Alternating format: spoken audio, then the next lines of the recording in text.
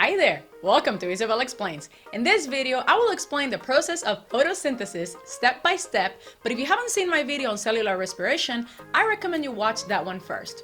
Unless you're super familiar with the process, because there are tons of similarities and I will be referencing them a few times during this video. I just want to make sure you don't get lost. Alright, let's go!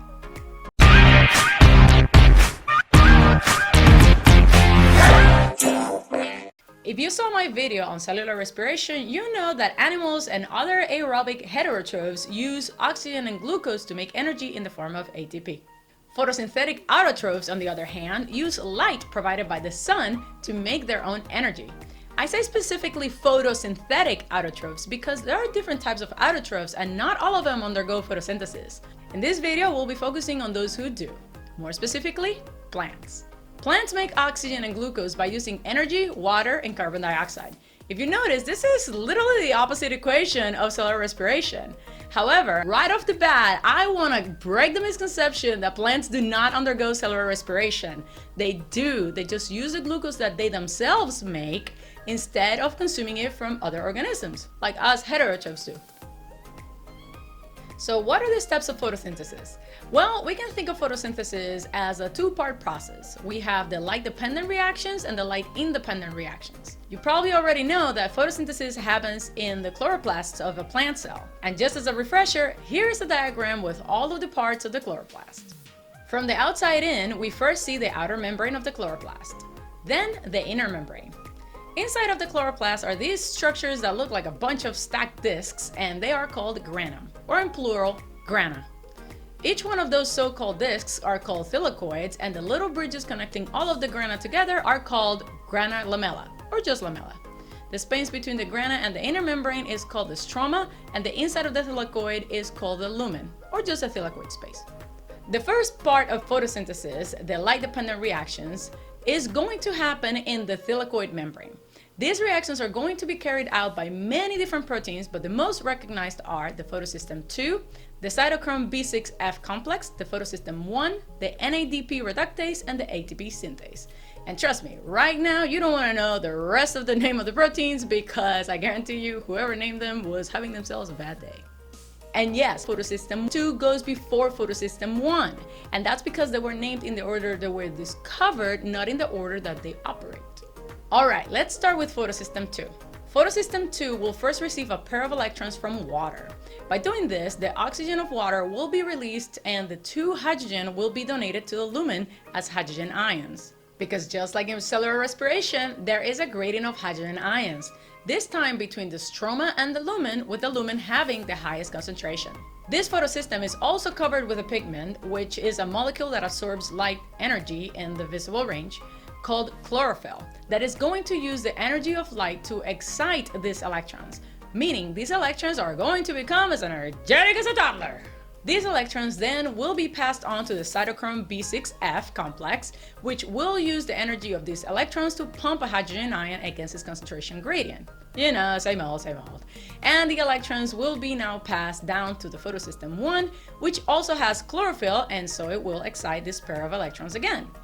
Lastly, these electrons will be passed on to the NADP reductase, which will use the energy to, you guessed it, reduce the NADP plus into NADPH using a hydrogen ion from the stroma.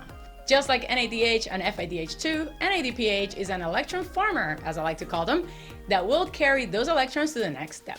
Before we move to the next part though, what happens to the hydrogen ions? Well, just like with the hydrogen ions in the intermembrane space of the mitochondrion, these hydrogen ions in the lumen of the chloroplast are going to be smuggled back into the stroma by the ATP synthase, making ATP in the process.